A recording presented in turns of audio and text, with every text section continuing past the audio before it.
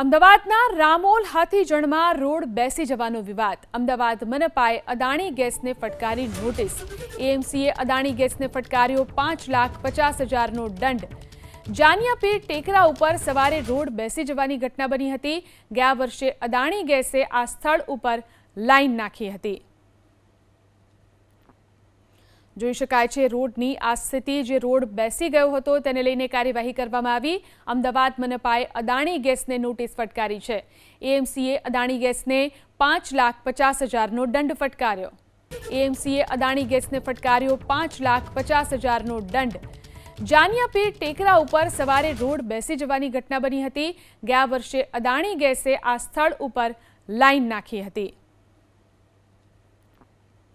જોઈ શકાય છે રોડની આ સ્થિતિ. જે રોડ બેસી ગયો હતો તેને લઈને કાર્યવાહી કરવામાં આવી. અમદાવાદ મનપાએ અદાણી ગેસને નોટિસ ફટકારી છે. એએમસીએ અદાણી ગેસને 5,50,000નો દંડ ફટકાર્યો.